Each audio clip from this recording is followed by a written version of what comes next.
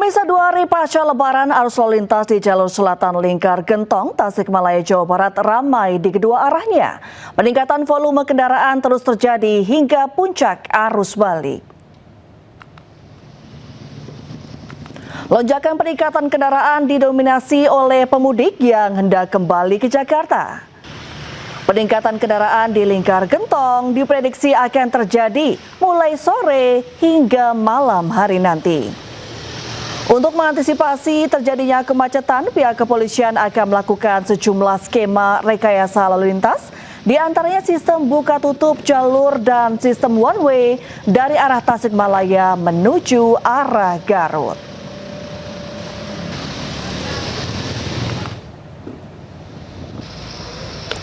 Sementara itu, jumlah kendaraan yang masuk ke gerbang tol Kali Kangkung menuju Jakarta meningkat.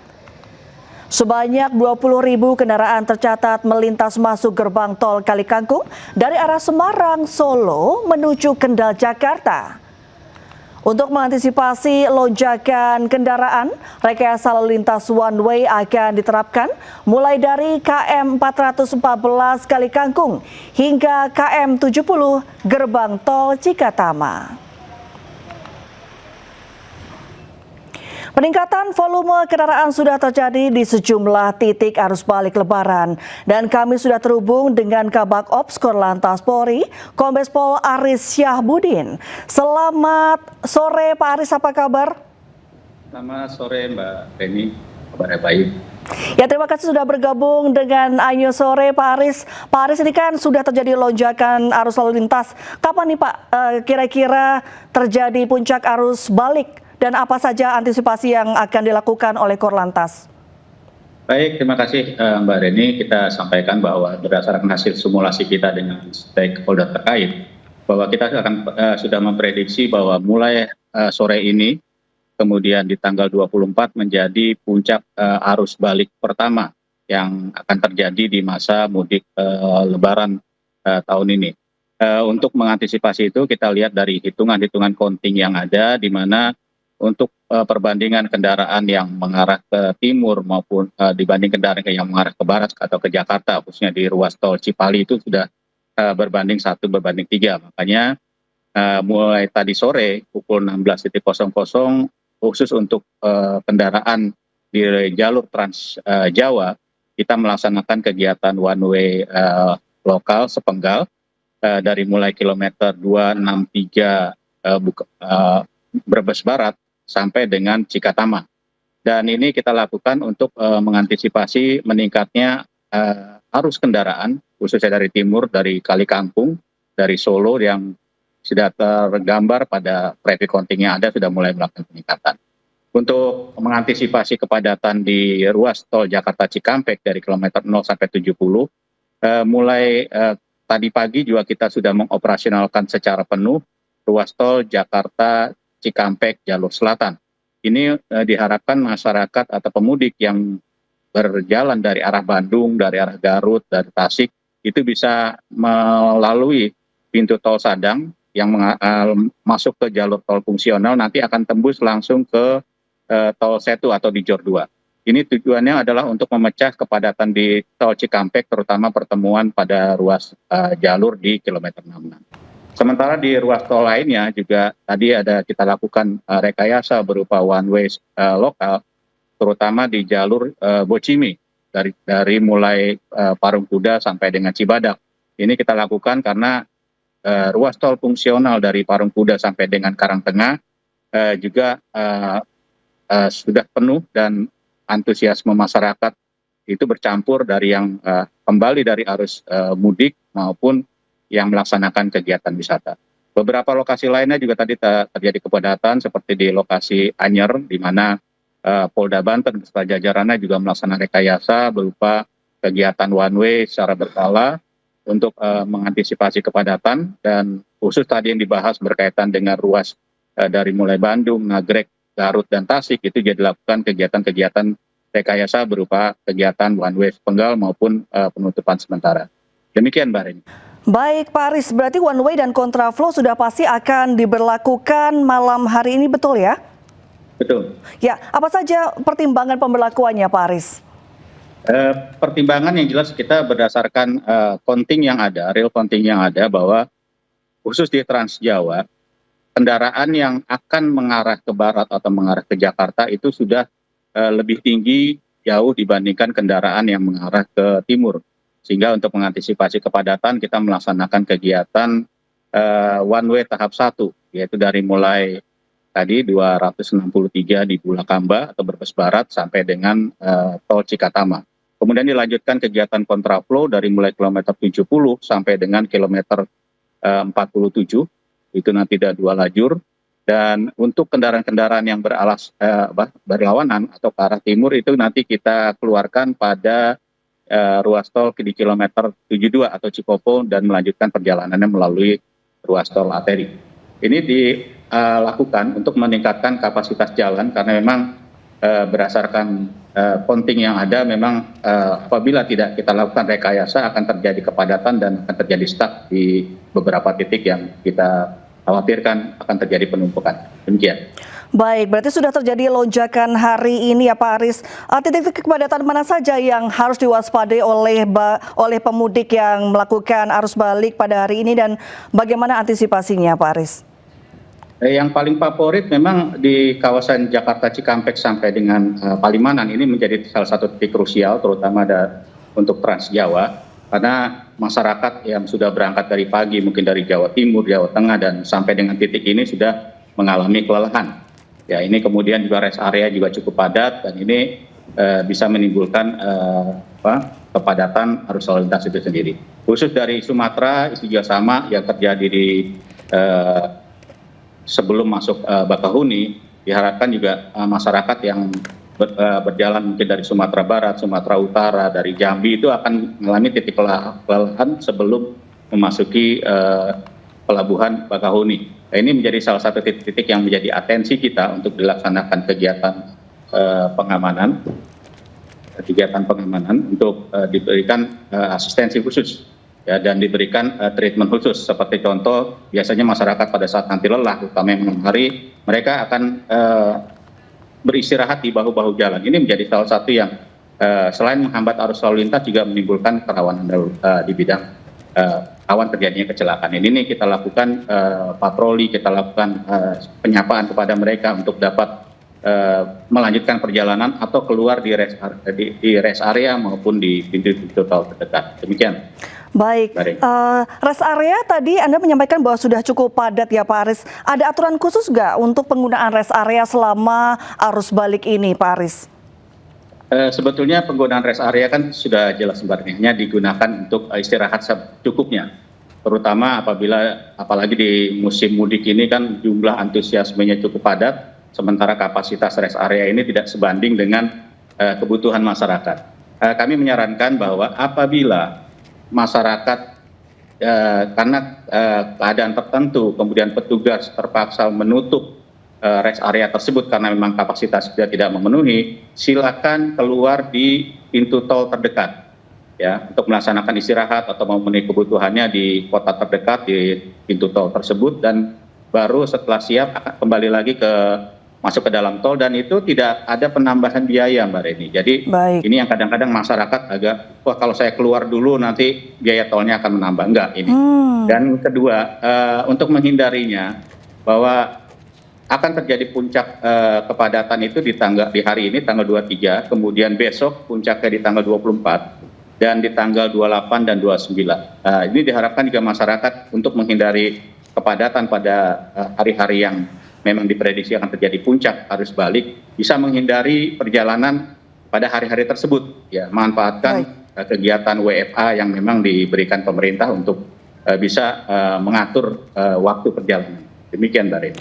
Kalau pada arus mudik sebelumnya itu kan ada posko pengecekan kendaraan gratis Pak oleh Kapolri. Nah ini kalau misalnya pas arus balik, apakah masih ada posko pengecekan kendaraan gratis di rest area begitu Pak Aris? Itu pasti ada. Jadi kita memang seluruh rest area yang ada, selain yang memang existing ada di rest area tersebut, di pos-pos pelayanan yang didirikan oleh Polri dan stakeholder terkait, terutama di pos-pos terpadu, biasanya itu kita kerjasama juga dengan APM yang ada untuk menyiapkan bengkel-bengkel gratis atau pengecekan kendaraan gratis, sekaligus menyiapkan fasilitas yang layak untuk masyarakat melaksanakan istirahat. Jadi memang itu tetap ada. Tujuannya memang salah satu hambatan pada saat pelaksanaan arus balik dan mudik adalah beberapa kendaraan yang mengalami masalah. Kemudian terjadi mogok dan lain-lain. Ini amat sangat memberikan dampak gangguan terhadap kelancaran lalu lintas. Sehingga kita kerjasama dengan pengelola tol, apabila terjadi hambatan itu akan kita tarik ke bengkel-bengkel yang memang tersedia di rest area maupun di pos-pos terpadu yang memang demikian, Mbak. Mungkin terakhir ada aplikasi atau link khusus nggak Pak untuk memantau kepadatan arus balik saat ini, Pak Aris?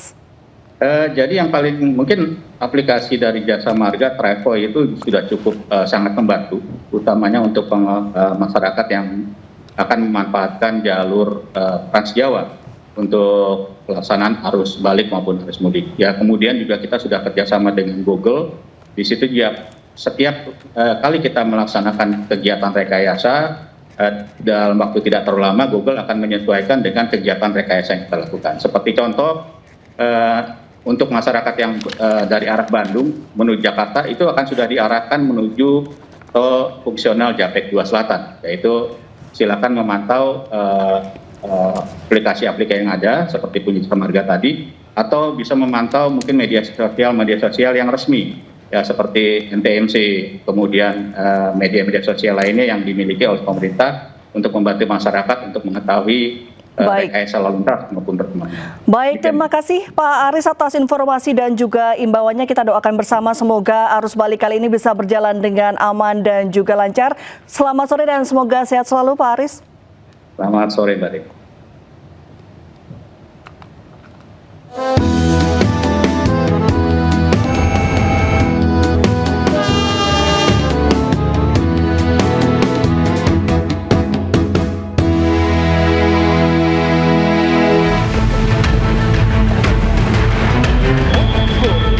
Akibat pengemudi mengantuk, mobil pemudik terjun ke jurang sedalam 12 meter di kawasan jalur Gunung Gumitir, Jember, Jawa Timur.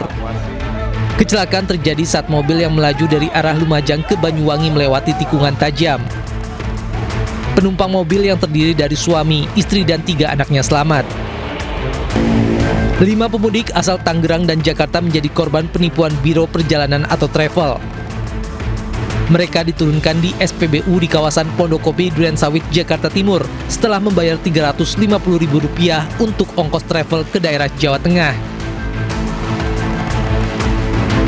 Cucu dari komedian sekaligus seniman Pok Nori ditemukan tewas bersimbah darah di kamar kosnya di Bambu Apus, Cipayung, Jakarta Timur. Korban dibunuh suami sirinya yang merupakan warga negara Irak. Motif pembunuhan akibat pelaku cemburu, korban memiliki pria idaman lain.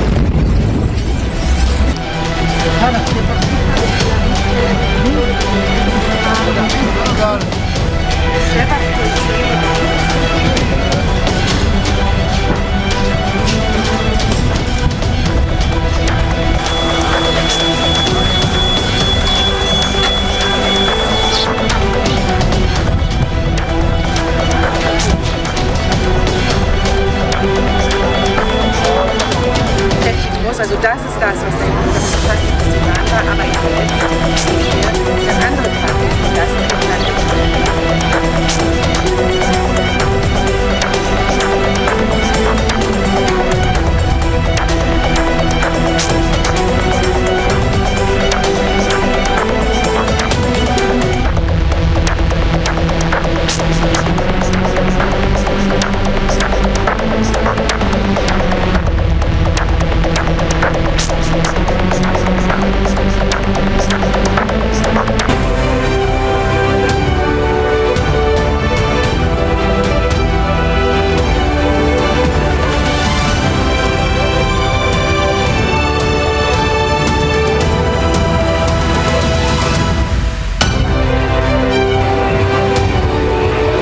Libur Lebaran, kawasan wisata dipadati pengunjung dan sebabkan kemacetan di sepanjang jalur wisata.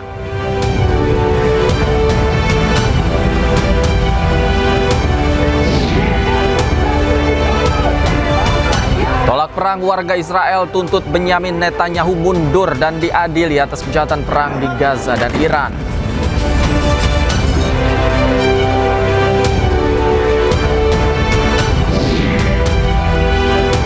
Pemerintah akan berlakukan WFH bagi ASN dan karyawan swasta usai libur Lebaran untuk tekan konsumsi BBM dampak perang Iran.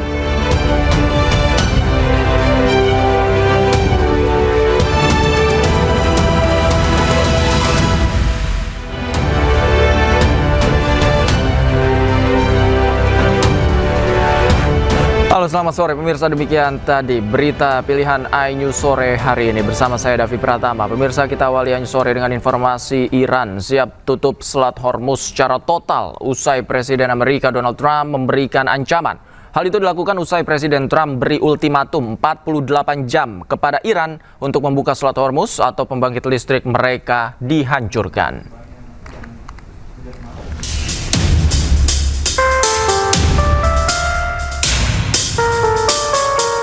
Eskalasi perang di Timur Tengah memasuki babak baru yang berbahaya.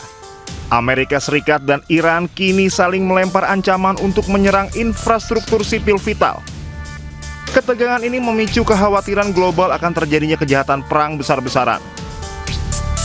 Presiden Amerika Serikat Donald Trump menetapkan batas waktu 48 jam bagi Iran untuk membuka kembali Selat Hormuz, jalur logistik yang memasok 1/5 kebutuhan minyak dunia, atau Iran akan menghadapi kehancuran total pada infrastruktur energinya.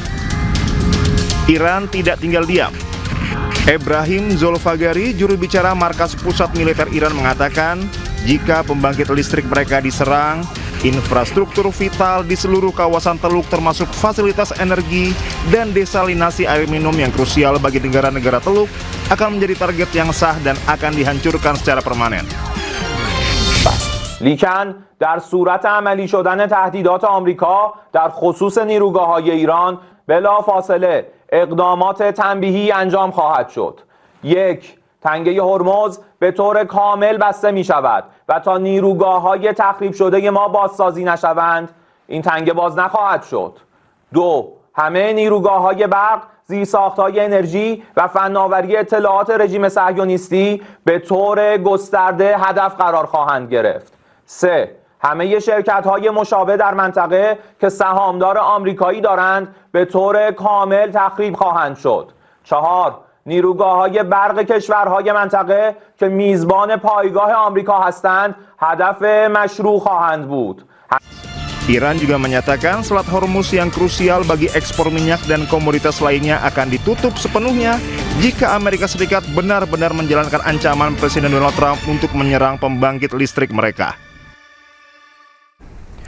Pemirsa, Iran meluncurkan gelombang ke-75 Janji Sejati 4 yang menargetkan pangkalan udara Pangeran Sultan di Arab Saudi dan militer Israel yang bersembunyi di seluruh wilayah pendudukan.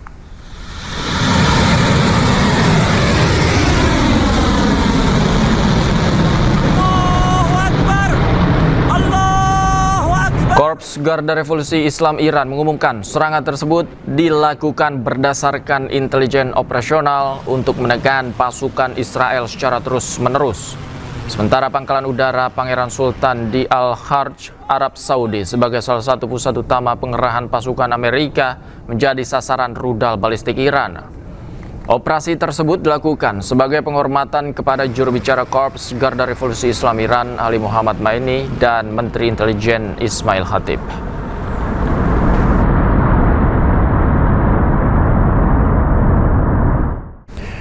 Pesawat tak berawak atau drone Iran menyasar lokasi industri kedirgantaraan Israel dan unit pengintaian Amerika di Timur Tengah. Rentetan serangan drone pun diluncurkan sebagai balasan setelah kilang minyak Iran dihantam rudal Israel.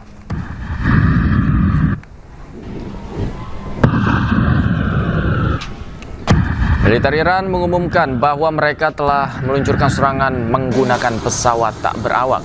Kali ini mereka menyasar lokasi industri kedirgantaraan Israel dan unit pengintaian Amerika. Iran menyebut serangan drone ofensif ini diluncurkan dengan target Israel Aerospace Industries di dekat pangkalan udara Ben Gurion. Tak hanya itu, drone-drone ini juga menyasar pesawat pengintai Amerika di pangkalan udara Pangeran Sultan. Dan hingga kini, Israel maupun pusat komando Amerika belum memberikan komentar terkait serangan ini.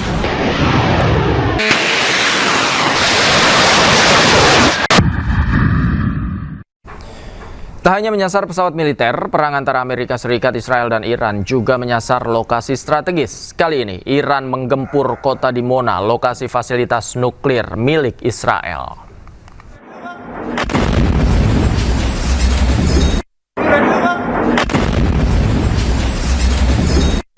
Rudal Iran dilaporkan menghantam sejumlah bangunan di Dimona, Israel Selatan.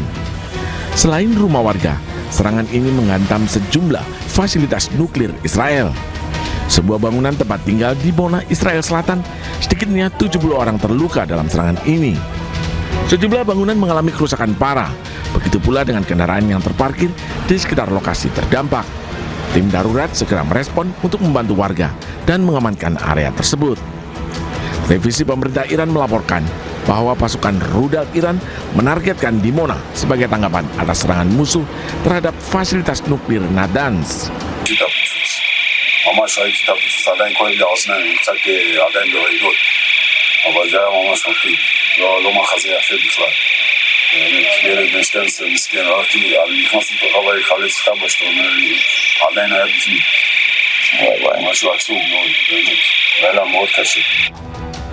Ketegangan di Timur Tengah meningkat sejak operasi gabungan Amerika Serikat Israel terhadap target Iran pada 28 Februari yang dilakukan di tengah perundingan diplomatik yang sedang berlangsung untuk membatasi program nuklir dan rudal Iran.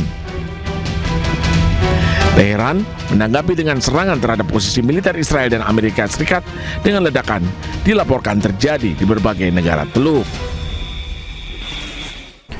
Pemirsa, Iran meluncurkan 2 rudal balistik jarak jauh ke pangkalan militer gabungan Amerika Inggris di Diego Garcia, Samudra Hindia. Peluncuran rudal ini menempuh jarak 4.000 km.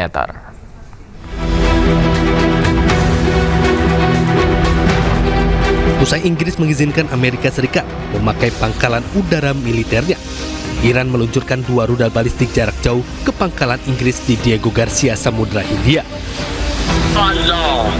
Rudal yang diluncurkan kemungkinan besar adalah Khorramshahr 4, sebuah rudal balistik Iran yang sangat canggih. Peluncuran rudal ini merupakan pertama yang dilakukan oleh Iran. Diperkirakan rudal balistik Iran jarak jauh ini menempuh 4.000 km menuju pangkalan Inggris di Diego Garcia. Atas serangan ini, tidak satupun rudal mengenai pangkalan militer gabungan Amerika Serikat Inggris.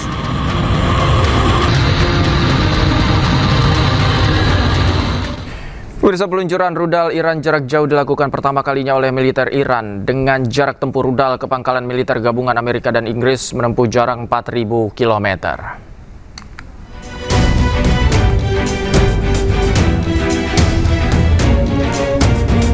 Rudal yang diluncurkan oleh pasukan militer Iran ke pangkalan militer gabungan Amerika Inggris menempuh jarak yang cukup jauh ke Diego Garcia, Samudra Hindia, mencapai 4.000 km.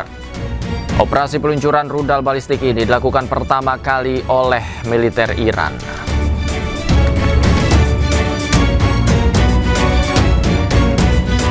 Pemirsa, kita awali sore dengan informasi Iran siap tutup Selat Hormuz secara total usai Presiden Amerika Donald Trump memberikan ancaman. Hal itu dilakukan usai Presiden Trump beri ultimatum 48 jam kepada Iran untuk membuka Selat Hormuz atau pembangkit listrik mereka dihancurkan.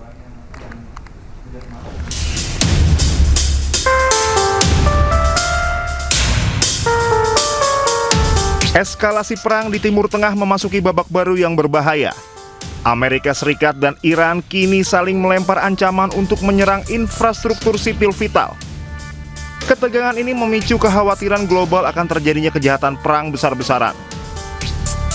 Presiden Amerika Serikat Donald Trump menetapkan batas waktu 48 jam bagi Iran untuk membuka kembali Selat Hormuz, jalur logistik yang memasok 1/5 kebutuhan minyak dunia, atau Iran akan menghadapi kehancuran total pada infrastruktur energinya. Iran tidak tinggal diam. Ebrahim Zolfagari, juru bicara Markas Pusat Militer Iran mengatakan, jika pembangkit listrik mereka diserang, infrastruktur vital di seluruh kawasan Teluk termasuk fasilitas energi dan desalinasi air minum yang krusial bagi negara-negara Teluk akan menjadi target yang sah dan akan dihancurkan secara permanen. لیکن در صورت عملی شدن تهدیدات آمریکا در خصوص نیروگاه‌های ایران بلافاصله اقدامات تنبیهی انجام خواهد شد. 1. تنگه هرمز به طور کامل بسته می شود و تا نیروگاه‌های تخریب شده ما بازسازی نشوند این تنگه باز نخواهد شد. 2. همه نیروگاه‌های برق، زیرساخت‌های انرژی و فناوری اطلاعات رژیم صهیونیستی به طور گسترده هدف قرار خواهند گرفت. 3. همه شرکت‌های مشابه در منطقه که سهامدار آمریکایی دارند به طور کامل تخریب خواهند شد. 4. نیروگاه‌های برق کشورهای منطقه که میزبان پایگاه آمریکا هستند هدف مشروع خواهند بود. Iran juga menyatakan Selat Hormuz yang krusial bagi ekspor minyak dan komoditas lainnya akan ditutup sepenuhnya jika Amerika Serikat benar-benar menjalankan ancaman Presiden Donald Trump untuk menyerang pembangkit listrik mereka. Pemirsa, Iran meluncurkan gelombang ke-75 Janji Sejati 4 yang menargetkan pangkalan udara Pangeran Sultan di Arab Saudi dan militer Israel yang bersembunyi di seluruh wilayah pendudukan.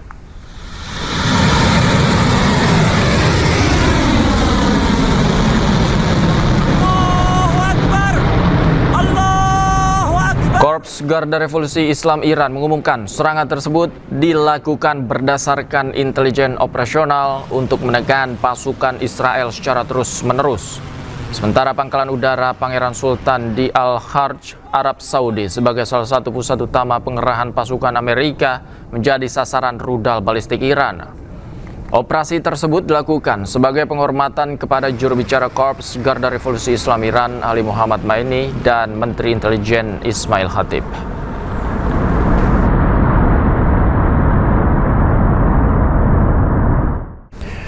Pesawat tak berawak atau drone Iran menyasar lokasi industri kedirgantaraan Israel dan unit pengintaian Amerika di Timur Tengah. Rentetan serangan drone pun diluncurkan sebagai balasan setelah kilang minyak Iran dihantam rudal Israel.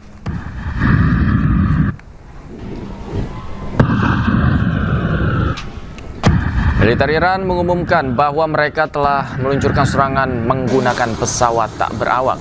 Kali ini mereka menyasar lokasi industri kedirgantaraan Israel dan unit pengintaian Amerika. Iran menyebut serangan drone ofensif ini diluncurkan dengan target Israel Aerospace Industries di dekat pangkalan udara Ben Gurion. Tak hanya itu, drone-drone ini juga menyasar pesawat pengintai Amerika di pangkalan udara Pangeran Sultan. Dan hingga kini, Israel maupun pusat komando Amerika belum memberikan komentar terkait serangan ini.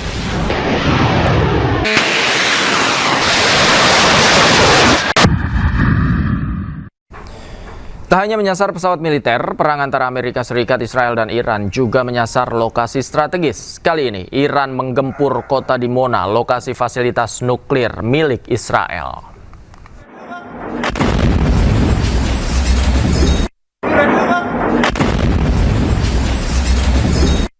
Rudal Iran dilaporkan menghantam sejumlah bangunan di Dimona, Israel Selatan. Selain rumah warga, serangan ini menghantam sejumlah fasilitas nuklir Israel. Sebuah bangunan tempat tinggal di Dimona, Israel Selatan, sedikitnya 70 orang terluka dalam serangan ini. Sejumlah bangunan mengalami kerusakan parah, begitu pula dengan kendaraan yang terparkir di sekitar lokasi terdampak. Tim darurat segera merespon untuk membantu warga dan mengamankan area tersebut.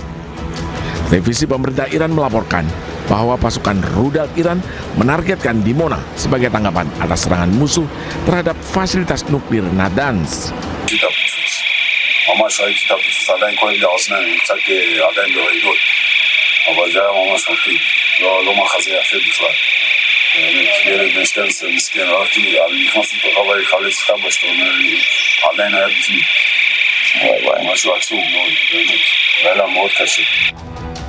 Ketegangan di Timur Tengah meningkat sejak operasi gabungan Amerika Serikat Israel terhadap target Iran pada 28 Februari yang dilakukan di tengah perundingan diplomatik yang sedang berlangsung untuk membatasi program nuklir dan rudal Iran. Teheran menanggapi dengan serangan terhadap posisi militer Israel dan Amerika Serikat dengan ledakan dilaporkan terjadi di berbagai negara Teluk. Pemirsa, Iran meluncurkan 2 rudal balistik jarak jauh ke pangkalan militer gabungan Amerika Inggris di Diego Garcia, Samudra Hindia. Peluncuran rudal ini menempuh jarak 4.000 km.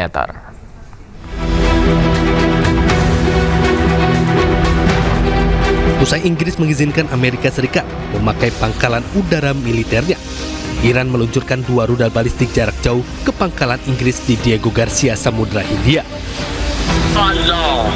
Rudal yang diluncurkan kemungkinan besar adalah Khorramshahr 4, sebuah rudal balistik Iran yang sangat canggih.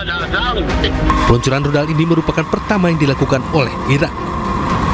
Diperkirakan rudal balistik Iran jarak jauh ini menempuh 4.000 km menuju pangkalan Inggris di Diego Garcia. Atas serangan ini, tidak satupun rudal mengenai pangkalan militer gabungan Amerika Serikat Inggris.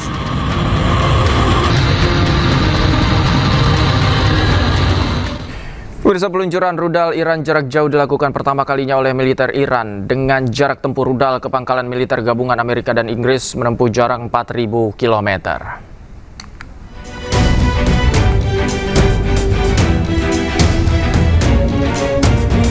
Rudal yang diluncurkan oleh pasukan militer Iran ke pangkalan militer gabungan Amerika Inggris menempuh jarak yang cukup jauh ke Diego Garcia, Samudra Hindia, mencapai 4.000 km. Operasi peluncuran rudal balistik ini dilakukan pertama kali oleh militer Iran.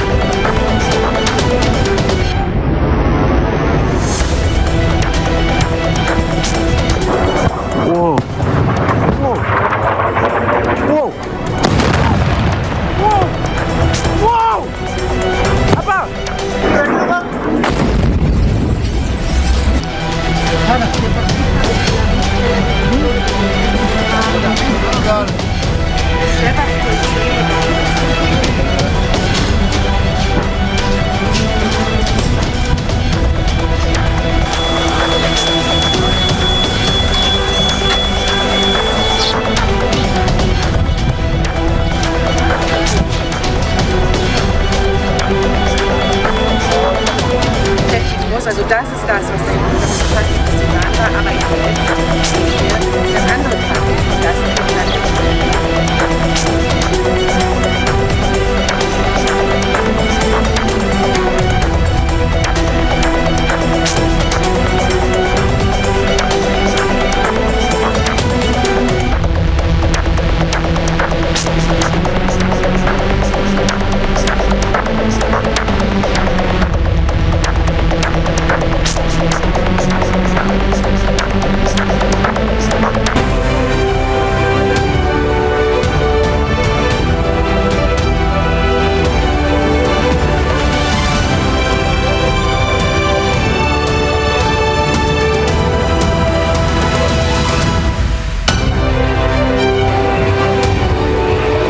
Libur Lebaran, kawasan wisata dipadati pengunjung dan sebabkan kemacetan di sepanjang jalur wisata.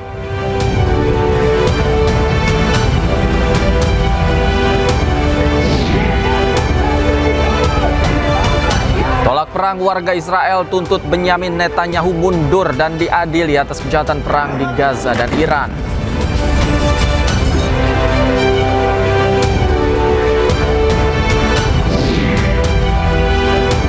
Pemerintah akan berlakukan WFH bagi ASN dan karyawan swasta usai libur Lebaran untuk tekan konsumsi BBM dampak perang Iran.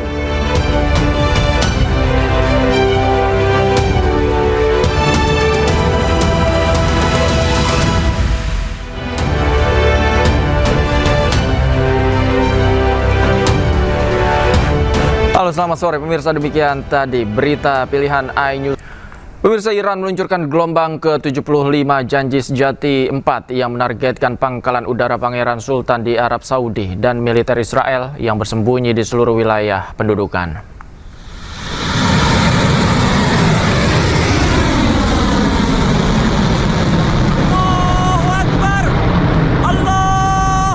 Korps Garda Revolusi Islam Iran mengumumkan serangan tersebut dilakukan berdasarkan intelijen operasional untuk menekan pasukan Israel secara terus-menerus. Sementara pangkalan udara Pangeran Sultan di Al-Kharj, Arab Saudi sebagai salah satu pusat utama pengerahan pasukan Amerika menjadi sasaran rudal balistik Iran. Operasi tersebut dilakukan sebagai penghormatan kepada juru bicara Korps Garda Revolusi Islam Iran Ali Muhammad Maini dan Menteri Intelijen Ismail Khatib.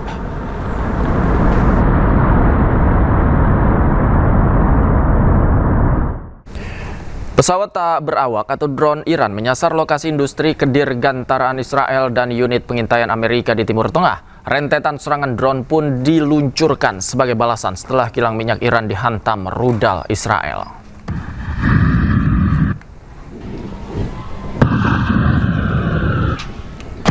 Militer Iran mengumumkan bahwa mereka telah meluncurkan serangan menggunakan pesawat tak berawak. Kali ini mereka menyasar lokasi industri kedirgantaraan Israel dan unit pengintaian Amerika. Iran menyebut serangan drone ofensif ini diluncurkan dengan target Israel Aerospace Industries di dekat pangkalan udara Ben Gurion.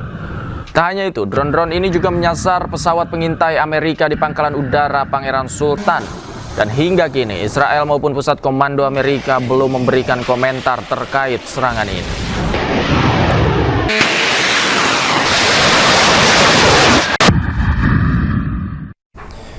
Tak hanya menyasar pesawat militer, perang antara Amerika Serikat, Israel, dan Iran juga menyasar lokasi strategis. Kali ini, Iran menggempur kota Dimona, lokasi fasilitas nuklir milik Israel.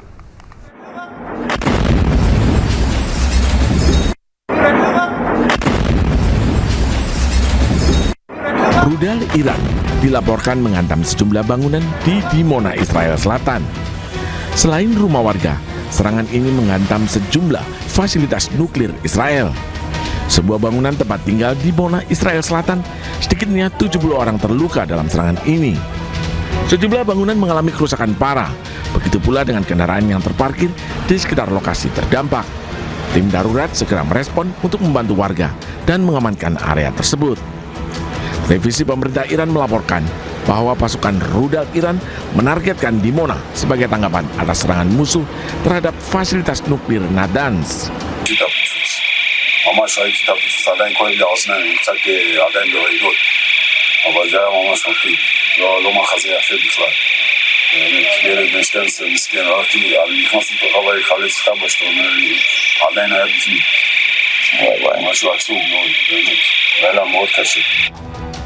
Ketegangan di Timur Tengah meningkat sejak operasi gabungan Amerika Serikat Israel terhadap target Iran pada 28 Februari yang dilakukan di tengah perundingan diplomatik yang sedang berlangsung untuk membatasi program nuklir dan rudal Iran. Teheran menanggapi dengan serangan terhadap posisi militer Israel dan Amerika Serikat dengan ledakan dilaporkan terjadi di berbagai negara Teluk. Pemirsa, Iran meluncurkan 2 rudal balistik jarak jauh ke pangkalan militer gabungan Amerika Inggris di Diego Garcia, Samudra Hindia. Peluncuran rudal ini menempuh jarak 4.000 km.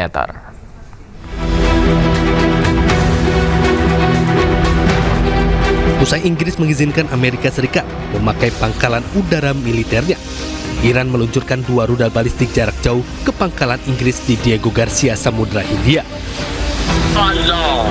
Rudal yang diluncurkan kemungkinan besar adalah Qoram Sar 4, sebuah rudal balistik Iran yang sangat canggih. Peluncuran rudal ini merupakan pertama yang dilakukan oleh Iran. Diperkirakan rudal balistik Iran jarak jauh ini menempuh 4.000 km menuju pangkalan Inggris di Diego Garcia.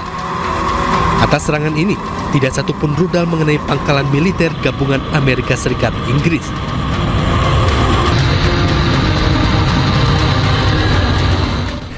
Pemirsa, peluncuran rudal Iran jarak jauh dilakukan pertama kalinya oleh militer Iran dengan jarak tempuh rudal ke pangkalan militer gabungan Amerika dan Inggris menempuh jarak 4.000 km.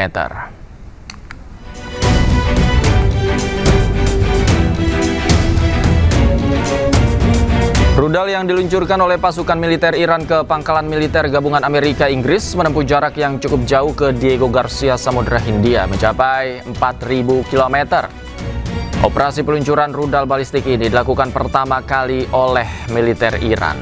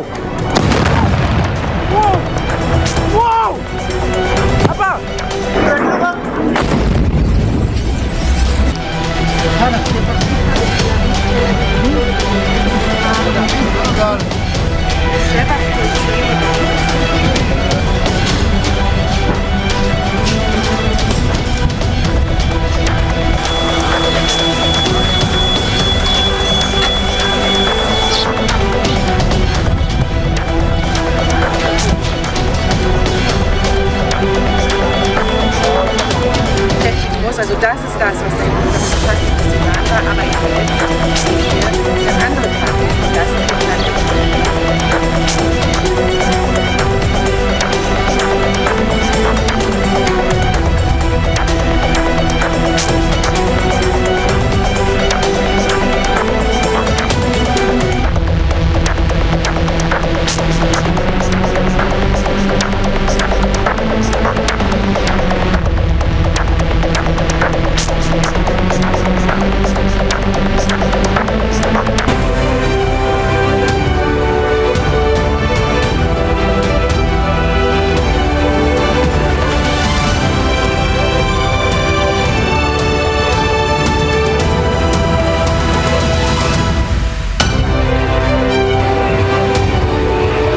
Libur Lebaran, kawasan wisata dipadati pengunjung dan sebabkan kemacetan di sepanjang jalur wisata.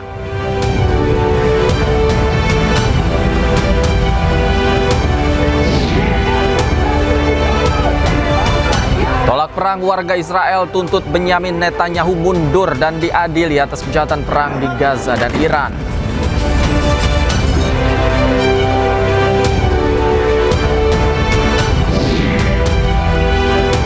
Pemerintah akan berlakukan WFH bagi ASN dan karyawan swasta usai libur Lebaran untuk tekan konsumsi BBM dampak perang Iran.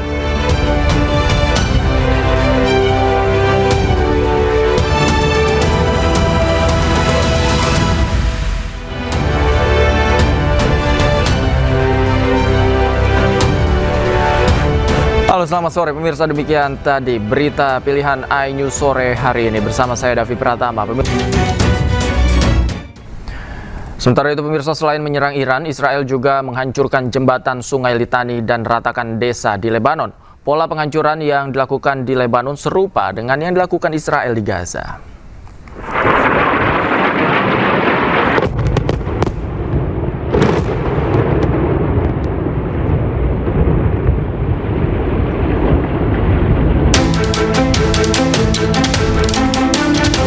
Militer Israel secara signifikan meningkatkan intensitas serangannya di Lebanon dengan menargetkan infrastruktur sipil vital. Serangan udara menghancurkan jembatan utama di atas Sungai Litani yang menghubungkan Lebanon Selatan dengan wilayah tengah, bersama dengan perintah untuk mempercepat penghancuran rumah-rumah di sepanjang desa perbatasan. Militer Israel telah diinstruksikan menghancurkan seluruh penyeberangan di Sungai Litani. Langkah ini diklaim bertujuan memutus jalur logistik dan pergerakan senjata kelompok Hizbullah ke arah selatan. Serangan tersebut menghantam jalur tol pesisir yang melintasi lahan pertanian, rute utama bagi warga sipil dan bantuan kemanusiaan. Presiden Lebanon Joseph Aoun mengecam keras tindakan ini.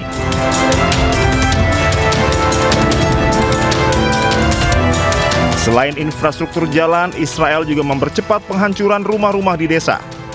Pendekatan ini serupa dengan model yang diterapkan di Beit Hanun dan Rafah jalur Gaza, di mana bangunan diratakan untuk menciptakan zona penyangga.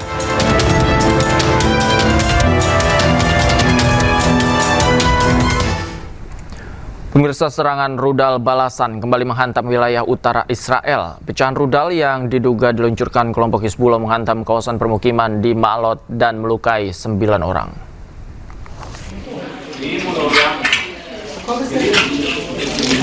Ledakan dahsyat dilaporkan terjadi di permukiman Ma'alot, Israel Utara usai pecahan rudal yang diluncurkan oleh kelompok Hizbullah Lebanon menghantam sejumlah titik. Warga menggambarkan getaran hebat yang mengguncang gedung hunian saat serangan berlangsung. Nampak kerusakan signifikan mulai dari jendela pecah, lubang di dinding, hingga puing-puing dan perabot rumah tangga berserakan di dalam rumah warga. Petugas darurat menyebut sedikitnya 4 titik jatuh teridentifikasi di dalam kota, dengan 3 diantaranya merupakan hantaman langsung ke bangunan tempat tinggal. Otoritas tempat pun membuka pusat bantuan bagi warga yang rumahnya terdampak. שמענו אזעקה, נכנסנו לממ"ד. אחרי 3 שניות שהיינו בממ"ד שמענו בום, ממש כל הבניין רעד. ישר יצאתי לבחוץ לסרוק, הסתכלתי פה מסביב, השכנים נתקעו בדלת, ישר פרצתי להם את הדלת. ואז הסתכלנו פה למעלה, בבניין ממול, ראינו שם ממש עשן וזה, באו טיפלו בהם. מהעוצמה, עפו רסיסים פה לכל האזור, פגעו פה ברכבים, אפילו ברכב שלי גם נכנס רסיס, והעיקר שכולם חיים ובריאים. Diketahui kelompok Hizbullah Lebanon memulai operasi Devoured Straw sejak 12 Maret lalu sebagai balasan atas agresi Israel terhadap Lebanon.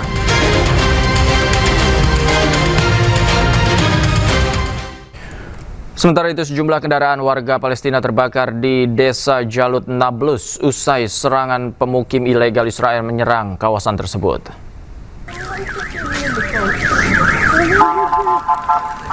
Menurut Bulan Sabit Palestina, 3 orang terluka setelah pemukim Zionis Israel menyerang desa Jalut di Provinsi Nablus. Serangan penjajah Israel juga menyebabkan kantor pemerintahan desa Jalut dan 4 kendaraan warga terbakar. Selain di Provinsi Nablus, Israel juga membombardir Provinsi Jenin. Pemukim Israel diketahui melancarkan 4.723 serangan terhadap warga Palestina dan harta benda mereka di tepi barat pada tahun 2025. Sebanyak 1.070 warga Palestina syahid akibat serangan pasukan atau serangan pemukim Israel.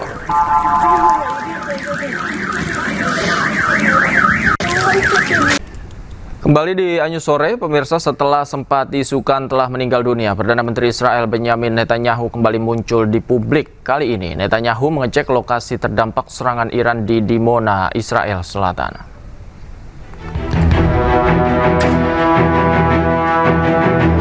Perdana Menteri Israel Benjamin Netanyahu mengecek langsung lokasi yang terdampak serangan Iran di Dimona. Netanyahu melihat kerusakan dan mengecek kondisi warga di sana. Netanyahu mengingatkan warganya untuk masuk ke dalam bunker bila peringatan serangan terjadi. אני פה בדימונה עם ראש העיר בני ביטון, אבל אני רואה פה בדיוק מה שראיתי בערד ומה שאני רואה מתחילת המלחמה. מי ששומע התראה ושומע אזעקה ונכנס למרחב מוגן, או לממ"ד או למקלט, לא קורה לו שום דבר. היה מקרה אחד חריג, אחד. כשטיל חדר בדיוק על המקלט, מקלט ישן, 2 אנשים נהרגו, כל השאר ניצלו. מאז כל מי שנמצא בממ"ד, כל מי שנמצא במרחב מוגן, לא קורה לו כלום. Kemunculannya kali ini sekaligus menjawab isu bahwa dirinya tewas akibat serangan Iran. Netanyahu juga tegaskan bunker-bunker di penjuru Israel siap melindungi warganya dari serangan Iran. Spekulasi tewasnya Benjamin Netanyahu terus bergulir di media sosial, sementara Israel terus mengunggah berbagai kegiatan Benjamin Netanyahu. Namun alih-alih meredam spekulasi, polemik pun makin liar karena warganet di berbagai belahan dunia menuding unggahan tersebut merupakan hasil rekayasa kecerdasan buatan atau AI. Dan untuk membahasnya, kita sudah bergabung dengan pakar budaya dan komunikasi digital Firman Kurniawan. Selamat sore, Pak Firman, apa kabar? Halo, selamat sore Mas Davi. Kabar baik, alhamdulillah. Baik, Pak Firman, tadi tentu melihat video Netanyahu ini saat mengunjungi kota yang terdampak rudal. Dari analisa Anda, apakah video ini asli? Asli. Selain saya tadi melihat dari tayangan iNews sebelum dihubungi iNews juga saya menyaksikan konferensi pers atau event yang dilakukan oleh Netanyahu di Dimona ini, dan beberapa media itu mengkonfirmasi bahwa itu asli karena mereka hadir pada event tersebut. Nah, selain itu kalau kita lihat secara teknis tampak di sini video yang ditayangkan itu asli. Beberapa saat yang lalu saya ketika diwawancara iNews, dari 4 video saya menyatakan 2 diantaranya asli, 2 diantaranya deepfake. Tapi ternyata waktu itu keempat-empatnya deepfake. Nah, itu menunjukkan bahwa mata kita yang tanpa dibantu oleh peralatan itu tidak bisa diandalkan secara valid, secara akurat untuk menilai ini produk deepfake atau bukan. Nah, tadi pada saat saya melihat Netanyahu di Dimona ini, kemudian setelah tayangannya saya ikuti, melihat tadi secara kasat mata, tidak pakai alat juga, tampak asli. Nah, itu kemudian saya konfirmasi dengan tadi statement-statement dari berbagai kantor berita yang mengirimkan krunya untuk mengikuti event ini dan menyatakan bahwa memang event ini ada realitasnya atau ada peristiwanya, bukan deepfake. Seperti itu, Mas Davi. Oke, mengapa kemudian hal ini dilakukan oleh Netanyahu? Apakah ini bagian dari propaganda dan apa tujuannya? Kalau kita lihat sama seperti pemimpin suatu negara yang menghadapi bencana yang dialami oleh warga negaranya, itu kemudian menyampaikan simpati, menyampaikan perhatiannya. Nah, ini nampaknya juga menjadi konsen, ada bagian wilayah dari Israel yang mendapatkan serangan dan gedung-gedung hancur, mungkin juga ada korban jiwa. Nah, secara wajar dia menyampaikan perhatiannya, kepeduliannya terhadap hal tersebut. Nah, juga ada momen ketika di konteks yang sebelumnya diragukan apakah Netanyahu ini masih hidup atau sudah meninggal. Nah, kemudian ini menjadi jawaban juga lewat event ini, ternyata Netanyahu masih hidup, seperti itu. Jadi 2 pesan yang sekaligus didapatkan dari tayangan video ini. Oke, Pak Firman, kalau kita merujuk pada film action begitu misalnya ya, ada banyak peralatan canggih untuk memalsukan identitas diri, termasuk mengubah wajah, kemudian juga mengubah suara. Apakah ini dimungkinkan dimiliki oleh Israel untuk tujuan negaranya tersebut? Sangat dimungkinkan, dan itu bukan hanya mengandalkan kemampuan Israel, platform-platform atau perusahaan-perusahaan pengembang artificial intelligence di Amerika itu banyak yang mendukung Israel, dan mereka tampaknya juga bisa dikerahkan untuk memproduksi dan mendistribusi konten-konten deepfake yang semacam ini. Jadi secara teoritis sebetulnya kita dengan berbahan baku data yang dimiliki seseorang, ketika mereka relasi dengan perangkat digital, itu semuanya bisa diunduh, dibangun algoritmanya, juga dengan gerakan-gerakan visual dan data-data pribadi yang lain, itu bisa digabung kemudian untuk dibuatkan hologram atau sosok tiruannya. Itu sangat memungkinkan hari ini, tetapi tentu saja karena perkembangannya masih cukup baru, ada bagian-bagian tertentu yang terlihat tidak alami. Ada bagian-bagian tertentu yang masih bisa dibedakan oleh mata telanjang, apalagi kalau pakai teknologi untuk menyatakan bahwa itu adalah deepfake atau hasil manipulasi. Oke, Apakah ini kan tujuannya salah satunya untuk membangun opini publik? Apakah kemudian memproduksi video melalui AI ini efektif untuk membangun opini publik sesuai dengan yang diinginkan? Kalau dengan kecanggihan deepfake yang semakin sempurna seperti ini, itu sangat efektif. Jadi kalau kita mengikuti sejarah perang, propaganda itu selalu menjadi bagian dari perang. Makanya ada ujarannya bahwa ketika perang terjadi, maka kebenaranlah yang menjadi korban yang paling pertama. Nah, di sini para pihak yang terlibat dalam perang itu mengacaukan situasi, mengaburkan realitas untuk tidak mudah dibaca oleh lawan keadaan pemimpin perangnya seperti apa, kemudian pusat lokasinya ada di mana. Itu semua dikacaukan dengan menggunakan propaganda, dengan menggunakan hoax, hari ini dengan menggunakan deepfake. Nah, dengan deepfake yang semakin rapi dan semakin canggih, sulit dibedakan secara kasat mata, ini menjadi alat yang sangat efektif untuk membangun realitas yang padahal realitasnya itu adalah realitas palsu. Dan banyak munculnya dukungan-dukungan yang didasarkan dari realitas palsu, atau justru munculnya kebencian-kebencian akibat ditayangkannya video tertentu. Misalnya ada deepfake yang menunjukkan serangan salah satu pihak ke pemukiman dan banyak korban anak-anak misalnya. Nah, ini menciptakan kebencian yang akhirnya mengurangi simpati terhadap para pelaku perang, seperti itu. Oke, sebelum kita bahas lebih lanjut lagi, Pak Firman, ternyata apa yang dilakukan oleh Netanyahu ini membuat warga Israel sendiri geram dengan tingkah Netanyahu. Warga Tel Aviv menuntut operasi militer Amerika dan Israel terhadap Iran ini dihentikan. Warga juga menuntut Netanyahu diadili atas kejahatan kemanusiaan. Dan berikut informasinya. צריך להבין, זה דורש אורך רוח, אבל זה גם אפשר לפעמים לצאת לרוח, להתאוורר, אבל תמיד להיות אחד.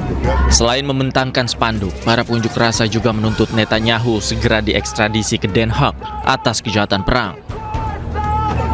Selain menolak kebijakan Perdana Menterinya, warga Tel Aviv ini juga tegas mengecam operasi militer Amerika dan Israel terhadap Iran. Unjuk rasa juga diwarnai aksi teatrikal, di mana pengunjuk rasa mengoleskan cat merah yang disimbolkan sebagai pertumpahan darah akibat kebijakan Netanyahu.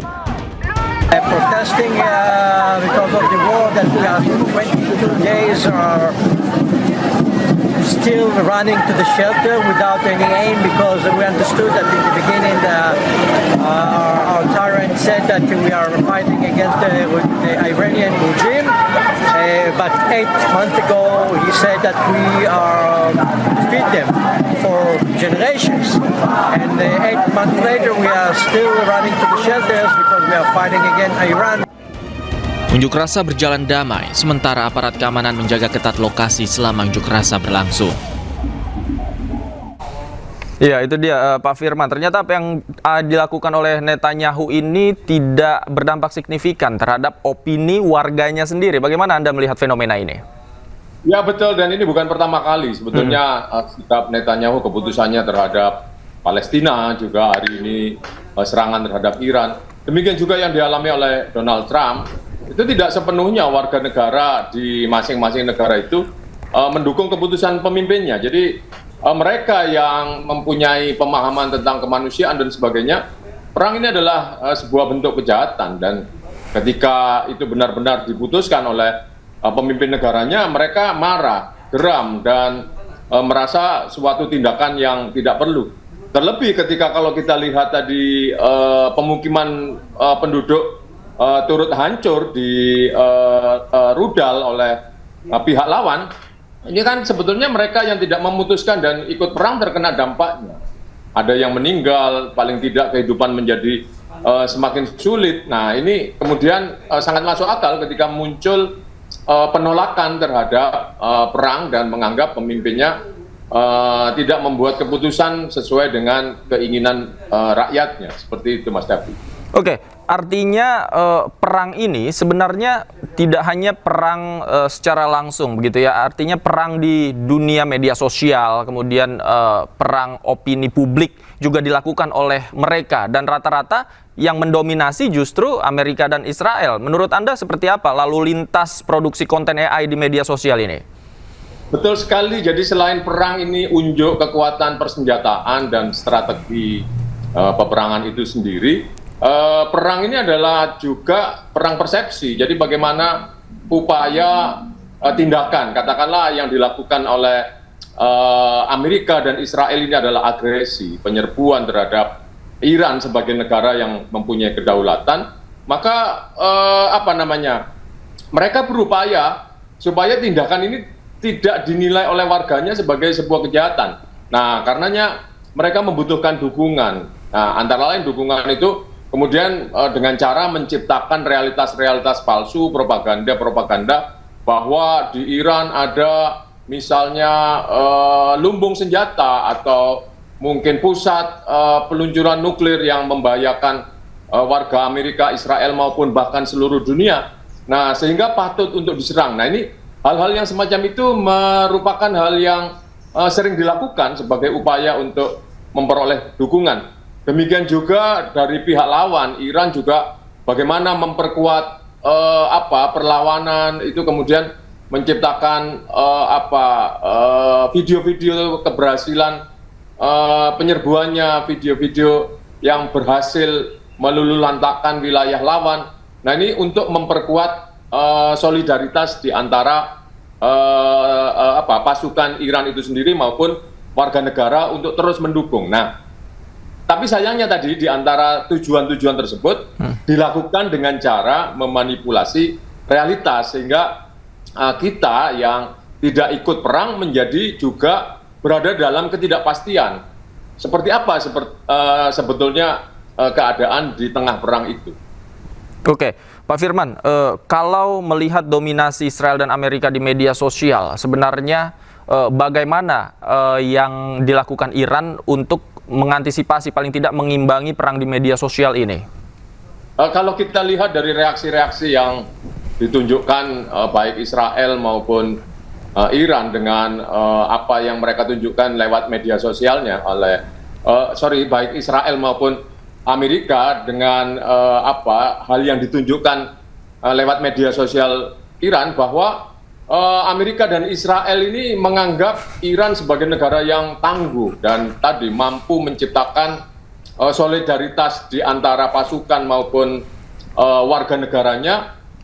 Iran bukan negara yang dengan gertakan senjata-senjata militer terbaik di dunia Amerika maupun strategi-strategi Israel menjadi gentar. Nah, ini ditunjukkan oleh media sosial dan direspon dengan sangat serius oleh Amerika maupun Israel. Ditunjukkan dari statement-statement yang disampaikan oleh Donald Trump yang walaupun mengecam atau mengancam, tetapi ada nada-nada yang menunjukkan kekhawatiran seperti itu. Oke, Pak Firman, terakhir, kemudian kalau kita sebagai masyarakat awam gitu ya, terutama di Indonesia, ada nggak cara gitu untuk melihat bagaimana kemudian apakah video ini hasil produk AI atau bukan? Paling tidak kita bisa mensortir video-video yang beredar di media sosial. Semakin sulit. Ada 3 hal yang telah berubah terkait dengan deepfake ini. Yang pertama, teknologinya itu berubah menjadi semakin canggih, sehingga sulit dibedakan oleh mata telanjang, oleh mata tanpa menggunakan peralatan. Yang kedua, cara berpikir kita ini sebetulnya 15 tahun terakhir ini sudah diubah oleh media sosial menjadi semakin ringkas, semakin permukaan. Kita terbiasa hanya dengan melihat clue, hanya melihat petunjuk-petunjuk kecil, kemudian dengan segera membuat keputusan, sehingga seringkali keputusan atau menilai suatu situasi itu lebih cepat dari kebenarannya itu sendiri. Itu yang kedua. Dan yang ketiga, seringkali produksi deepfake, manipulasi artificial intelligence ini ditumpangkan dengan peristiwa yang nyata sebelumnya. Jadi ada peristiwa yang memang terjadi, orang percaya dan itu menganggap hal yang wajar. besoknya relate dengan peristiwa tadi, dengan konteks yang sesuai dengan peristiwa tadi, dibuatkan deepfake-nya. Nah, sehingga orang terjebak merasa antara konten yang sebelumnya dengan konten yang berikutnya itu sama-sama aslinya, padahal deepfake, sehingga salah penilaian. Nah, terhadap 3 hal tersebut, kita perlu melakukan yang namanya jeda keraguan. Setiap hal yang muncul dari media sosial, hasil produksi media sosial, konten-konten itu harus kita hold sebentar untuk menilai, untuk percaya atau tidak percaya. Kita perlu menggunakan berbagai sumber yang memastikan itu tentang posisi realitasnya seperti apa. Jadi jeda keraguan ini perlu difungsikan di dalam sistem berpikir kita. Selain itu juga tidak hanya terpaku pada konteks. Nah, ketika tidak hanya terpaku pada konten. Ketika kita hanya melihat konten tanpa melihat konteksnya, itu juga bisa terjebak dan salah di dalam melakukan penilaian. Jadi intinya adalah terhadap produksi konten yang membanjir, diantaranya masuk produk artificial intelligence, kita tidak boleh terburu-buru membuat penilaian yang tergesa-gesa sehingga akhirnya terjebak dalam kesalahan seperti itu. Oke, tidak boleh terburu-buru dan lebih baik cross check begitu ya, double check ini untuk mengetahui apakah konten ini valid atau tidak begitu ya. Terima kasih Pak Firman atas informasinya dan waktunya sudah bergabung bersama kami di News Sore. Selamat sore Pak, sehat selalu. Terima kasih Mas Davi. Pemirsa, arus balik di Pelabuhan Bakauheni Lampung Senin sore mulai terpantau ramai. Volume kendaraan dan antrian penumpang yang ingin menyeberang ke Pelabuhan Merak, Banten mulai meningkat.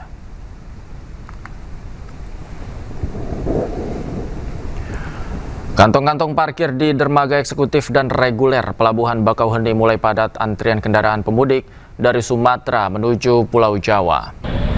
Dalam kurun waktu 12 jam, PT ASDP Indonesia Ferry mencatat 20.000 penumpang dan 5.000 kendaraan pemudik sudah keluar dari Sumatera menuju Jawa.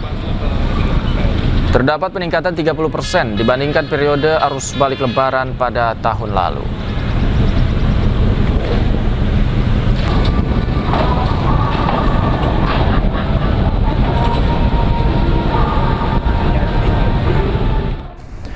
Dan selanjutnya pemirsa, kita akan memantau situasi arus balik Lebaran di sejumlah titik. Sudah ada rekan kami Bagus Prestia Adi di Pelabuhan Bakauheni Lampung, Ahmad Muharlin di Tasikmalaya Jawa Barat, dan Amrina Rida di Kalikangkung Jawa Tengah. Selamat sore rekan-rekan. Kita ke Bakauheni terlebih dahulu. Bagus, seperti apa kepadatan di Pelabuhan Bakauheni sore ini? Baik Davi dan juga pemirsa, dapat kami informasikan memang di H+2 Lebaran ini, di mana kami memantau situasi terkini di Pelabuhan Bakauheni Lampung. Kami melihat sudah ada mulai peningkatan volume penumpang dan juga volume kendaraan yang mengantri di Pelabuhan Bakauheni menuju Pelabuhan Merak, Banten. Dan kami juga melihat tadi dermaga-dermaga eksekutif maupun reguler sudah dipadati oleh kendaraan yang akan mau masuk ke kapal untuk menuju Pelabuhan Merak, di mana PT ASDP Indonesia Ferry menyebut ada kenaikan sebesar 30%, di mana ada 40.000 penumpang dan juga 5.000 kendaraan yang sudah terangkut dari Pelabuhan Bakauheni untuk keluar ke Pelabuhan Merak, Banten, di mana ASDP juga mengantisipasi ketika nanti ada lonjakan di puncak arus balik 2026 ini, seperti mengadakan skema atau dia itu adalah buffer zone, di mana nanti ASDP akan menyediakan kantong-kantong parkir tambahan di luar pelabuhan maupun di rest area terdekat. Dan juga ASDP memberlakukan skema single ticket, yaitu adalah penyamaan tarif tiket kapal reguler yang ditiadakan ada tarif eksekutif selama periode arus balik 2026. Dan juga ASDP dan pihak kepolisian Polres Lampung Selatan mengadakan atau memberlakukan skema screening tiket. Apa itu screening tiket? Yaitu adalah penanda tiket atau penanda stiker mobil kepada kendaraan-kendaraan yang akan masuk ke Pelabuhan Bakahuni. Nantinya ketika ada kepadatan, nanti para pengendara akan ditempel stiker dengan 3 warna, yaitu adalah warna hijau, yaitu adalah warna kendaraan yang ingin masuk ke pelabuhan, dan warna merah adalah tanda untuk penjemputan para pemudik yang di terminal Pelabuhan Bakahuni, dan juga kuning untuk kendaraan truk besar. Begitu. Nah, nantinya SDP juga akan mengantisipasi terus dan kami akan memantau sampai arus balik di tanggal 26 hingga 29 Maret. Kembali ke Anda, Davi. Baik, dari Pelabuhan Bakauheni, pemirsa, kita beralih ke Lingkar Gentong Tasikmalaya. Muharlin, seperti apa kepadatan di Lingkar Gentong? Selamat sore Davi dan juga pemirsa. Untuk situasi sore ini di jalur selatan Lingkar Gentong Tasikmalaya Jawa Barat, kondisinya sudah mulai ramai dipadati oleh kendaraan dari kedua jalur, baik itu jalur Jawa Barat menuju Jawa Tengah, kemudian jalur Jawa Tengah menuju ke Jawa Tengah. Dan memang diprediksi untuk lonjakan serta peningkatan mobilitas kendaraan pemudik ini akan terjadi pada puncak arus balik pada 3 hari setelah Hari Raya Lebaran. Namun sore ini diprediksi juga kepadatan akan terjadi hingga dengan malam hari nanti. Dan untuk mengantisipasi jika terjadinya kemacetan nanti di jalur selatan Lingkar Gentong Tasikmalaya ini, pihak kepolisian dari Polres Tasikmalaya Kota dan juga Polres Garut sudah melakukan sejumlah koordinasi, diantaranya akan melakukan sejumlah rekayasa lalu lintas, yang mana yaitu salah satunya diantaranya memberlakukan sistem buka tutup jalur dari arah Tasikmalaya menuju arah Garut, dan juga memberlakukan sistem satu arah dari arah Jawa Tengah menuju Jawa Barat jika kemacetan terjadi melebihi 2 hingga 5 km. Dan untuk itu kami himbau bagi para pemudik yang akan melakukan perjalanan arus balik agar menghindari jam-jam terjadinya kemacetan seperti sore sampai dengan malam hari. Dan kemudian kami himbau bagi para pemudik ini juga untuk memperhatikan kondisi kendaraan Anda, mulai dari pengecekan roda-roda kendaraan, kemudian pengecekan lampu, dan juga pengecekan sistem pengereman, di mana melihat medan di jalur Lingkar Gentong ini memang cukup curam dengan banyaknya tanjakan dan turunan yang curam, kemudian tikungan tajam, dan juga harus diperhatikan juga kondisi cuaca yang setiap kali berubah-ubah, begitu seperti saat ini kondisinya sedang hujan. Nah, hal tersebut yang perlu diperhatikan oleh para pemudik sehingga Anda bisa aman dan juga selamat sampai dengan tujuan Anda masing-masing. Davi. Baik, dari Lingkar Gentong kita beralih ke Gerbang Tol Kalikangkung. Amrina, sudah ada berapa kendaraan yang melintasi di Gerbang Tol Kalikangkung? Iya, Davi dan juga pemirsa, kalau jumlah kendaraan yang melintas berdasarkan data yang kami dapatkan dari pihak Jasa Marga Semarang Batang sebagai pengelola dari Gerbang Tol Kalikangkung, ini ada 26.000 kendaraan yang melintas masuk dari arah Semarang Solo menuju ke arah Jakarta. Jadi nampaknya pada hari ini sudah mulai terlihat adanya arus balik kendaraan ataupun juga arus balik dari pemudik yang sebelumnya mudik ke arah Jawa Tengah begitu untuk kembali ke Jakarta. Dan angka kendaraan yang masuk dari arah Semarang Solo menuju ke arah Jakarta ini lebih tinggi dibandingkan dengan angka kendaraan yang keluar dari arah Jakarta ke Semarang Solo yang berada di angka pada 16.000 kendaraan terhitung sejak pada pukul 6 pagi hingga pada pukul 4 sore ini. Jadi kita bisa menyimpulkan nampaknya pada hari ini sudah mulai terlihat adanya pergerakan arus balik pemudik dari Jawa Tengah menuju ke arah Kendal ataupun juga ke arah Jakarta, dan diperkirakan bahwa untuk beberapa hari ke depan begitu ya, untuk arus balik ini pun jumlah kendaraannya akan mulai meningkat. Meskipun demikian, kalau kami pantau meskipun sudah mulai terlihat adanya peningkatan dari kendaraan yang akan kembali ke Jakarta, dari siang tadi hingga sore ini kami masih melihat bahwa untuk arus lalu lintas di sekitar gardu tol Gerbang Tol Kalikangkung ini masih ramai lancar dan juga cukup kondusif. Belum terlihat adanya kepadatan ataupun juga kemacetan yang begitu signifikan yang menyebabkan adanya hambatan bagi kendaraan. Memang tadi di antrian kendaraan yang akan masuk menuju ke arah Jakarta sempat terjadi adanya penumpukan sekitar kurang lebih 100 meter hingga 200 meter, namun tidak berlangsung lama, hanya sekira 15 menit hingga 20 menit saja, dikarenakan dari pihak Jasa Marga Semarang Batang sudah mengerahkan puluhan petugas untuk menyiagakan ataupun juga untuk membantu para pemudik melakukan tap in. Tentunya bagi pengendara ini dihimbau untuk menjaga kesehatan dan dan mengecek kendaraan agar dalam keadaan prima. Kembali ke Anda, Davi. Baik, terima kasih Amrina Rida melaporkan langsung dari gerbang tol Kalikangkung, Semarang, Jawa Tengah. Sebelumnya ada Muharlin dari Lingkar Gentong, Tasikmalaya, dan Bagus Prasetya dari Pelabuhan Bakauheni, Lampung. Terima kasih rekan-rekan, selamat sore, selamat bertugas kembali.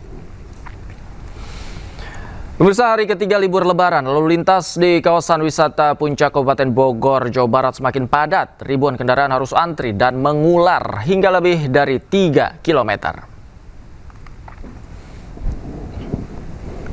Ribuan kendaraan dari arah Jakarta menuju kawasan wisata Puncak pada Senin pagi mengular. Antrian panjang kendaraan ini menyebabkan peningkatan volume kendaraan dan terjadi antrian sekitar 3 km lebih dari eksit tol Ciawi hingga Megamendung. Jumlah volume kendaraan dari arah Jakarta menuju Puncak mengalami peningkatan sekitar 1.000 kendaraan dari hari Minggu kemarin. Guna mengurai kemacetan parah, Satlantas Polres Bogor melakukan rekayasa lalu lintas 30 menit lebih awal dari hari sebelumnya, yaitu pukul 7.30 kini menjadi pukul 7 tepat. Satu arah dari arah Jakarta menuju Puncak. Untuk hari ini sekitar 35%, namun saat ini masih kami hitung untuk yang per jamnya sekarang, sehingga dapat menjadi dasar bagi kami melakukan rekayasa lalu lintas. Hingga saat ini sudah berapa kendaraan yang melintas ke jalur Puncak ini, Dan? Dapat kami laporkan, H-2 kemarin terdapat 80.000 kendaraan yang melintas dari jalur Puncak. Untuk hingga saat ini, sampai dengan pukul 8.00 pagi, sudah ada 7.000 kendaraan yang melintas dari gerbang tol Ciawi ke arah Puncak.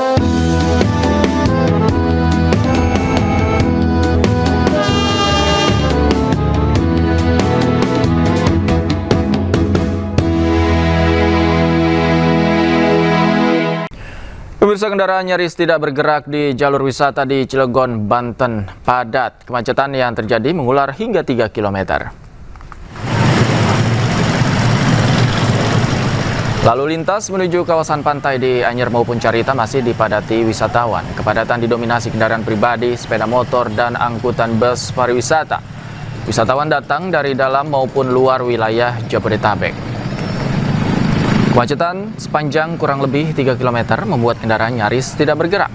Pihak kepolisian belum menerapkan rekayasa lalu lintas, namun petugas terus berupaya mengatur arus kendaraan.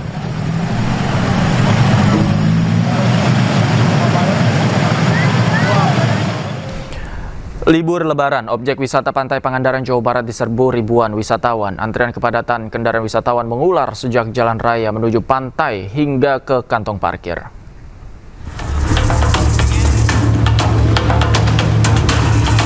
Sejak Senin pagi, antrian ribuan kendaraan mengular di pintu masuk utama Pantai Pangandaran, Jawa Barat. Kendaraan roda 2 dan roda 4 mendominasi arus masuk, tak hanya dari Jawa Barat namun juga dari Jakarta, Jawa Tengah hingga Jawa Timur. Keramaian terpusat di kawasan Pantai Barat Pangandaran, ribuan wisatawan menikmati libur Lebaran dengan berbagai aktivitas, mulai dari bermain pasir, berenang hingga menyewa perahu. Membludaknya wisatawan membuat arus lalu lintas di sejumlah titik macet total. Polisi menempatkan puluhan personel di titik rawan kepadatan seperti pertigaan Pancimas, Kalipucang, Bundaran Emplat hingga akses masuk Pantai Pangandaran. Kebetulan lagi libur Lebaran ya, lagi libur panjang, terus saya ngajak keluarga juga, karena ini saudara pengen lihat pantai. Personil kita turunkan semuanya, lalu lintas ada 44 personil, kita dibagi titik-titik tersebut dipecah menjadi tim urai. Diprediksi jumlah wisatawan masih akan terus bertambah seiring masa libur Lebaran. Dari Pangandaran, Jawa Barat, Irfan Ramdiansyah, iNews melaporkan. Pemirsa, arus lalu lintas di eksit tol Parungkuda, Kabupaten Sukabumi, Jawa Barat kembali dipadati ribuan kendaraan. Mereka hendak memanfaatkan libur Lebaran ke sejumlah tempat wisata.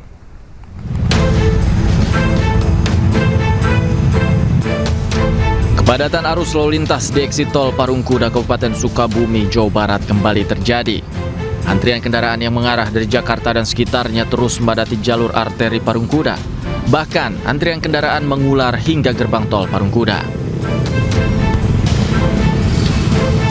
Kepadatan kendaraan yang didominasi mobil pribadi dari luar daerah ini merupakan wisatawan yang akan berlibur ke sejumlah kawasan pantai Pelabuhan Ratu dan Taman Wisata Alam Situgunung, Sukabumi Kota. Untuk kepadatannya rata-rata pengunjung tempat wisata banyak yang mengunjungi di wilayah pantai Citepus hingga ke ujung Genteng. Pak, ini kan di jalur utara ini titik-titik kepadatan itu di mana aja sih Pak berdasarkan pantauan pihak kepolisian Pak? Dari pantauan pihak kepolisian untuk titik-titik kepadatan tersendiri yaitu yang pertama ada di exit tol Parung Kuda karena terjadi bottleneck serta di Simpang Cikidang. Simpang Cikidang juga terjadi persimpangan karena pengendara yang akan menuju ke Cikidang maupun ke Cibadak. Tak hanya kendaraan roda 4, pemotor juga menjadi penyumbang meningkatnya volume kendaraan di jalur ini. Kepadatan arus kendaraan yang mengarah ke Sukabumi di jalur arteri Parung Kuda ini diprediksi akan terus meningkat hingga tengah malam nanti. Dari Sukabumi, Jawa Barat, Budi Setiawan, iNews melaporkan. Mudik ke kampung halaman juga dimanfaatkan warga untuk berlibur ke kawasan wisata wahana permainan air di Tasikmalaya, Jawa Barat.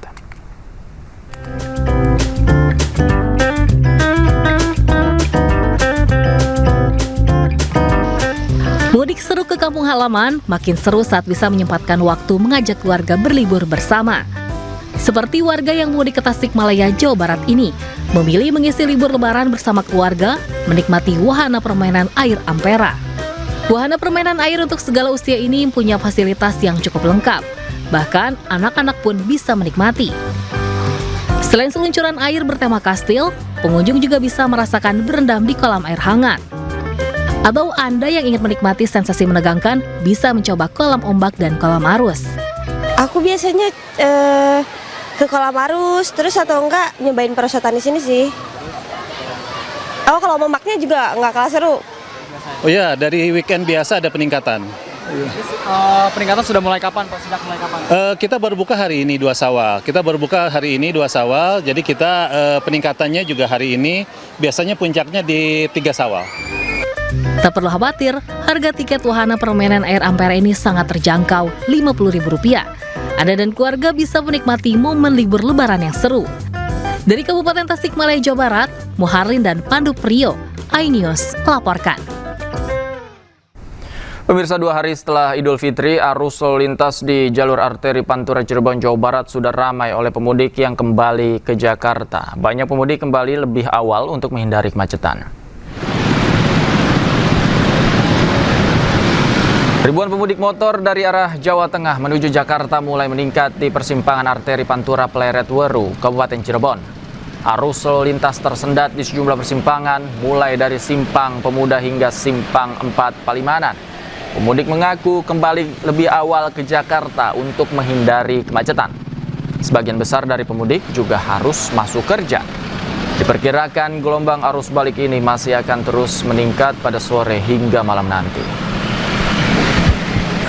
Sudah mulai masuk kerja. Oh gitu. Ini dari mana? Dari Brebes. Mau ke Jakarta. Ke Jakarta. Ini sama siapa aja? Ini orang tua, bapak, sama adik-adik sama anak. Oh, adik. Sementara itu, sejak Senin pagi, ribuan penumpang sudah memadati stasiun Cirebon, Jawa Barat. Ribuan penumpang merupakan pemudik yang hendak kembali ke Jakarta dan sekitarnya. Sebagian besar penumpang mengaku berangkat lebih awal agar dapat istirahat terlebih dahulu beberapa hari sebelum masuk kerja. Menurut Humas KAI Daob 3 Cirebon, kepadatan calon penumpang masih terus terjadi hingga nanti malam. Mengingat semua tiket dengan tujuan Jabodetabek hingga malam nanti sudah habis terjual.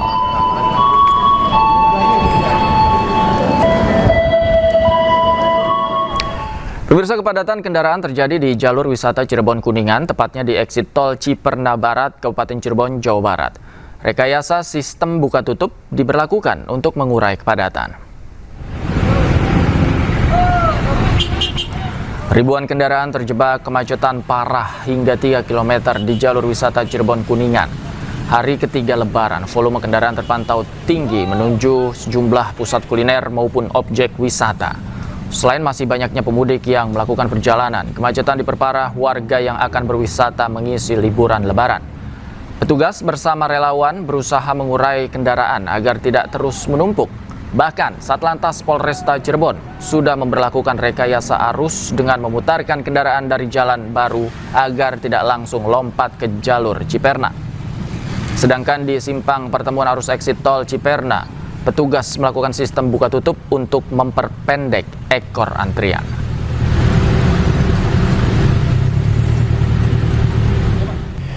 Akibat pengemudi mengantuk, mobil pemudik terjun ke jurang di kawasan jalur Gunung Gumitri, Jember, Jawa Timur. Pemirsa, arus balik di Pelabuhan Bakauheni, Lampung, Senin sore mulai terpantau ramai. Volume kendaraan dan antrian penumpang yang ingin menyeberang ke Pelabuhan Merak, Banten mulai meningkat.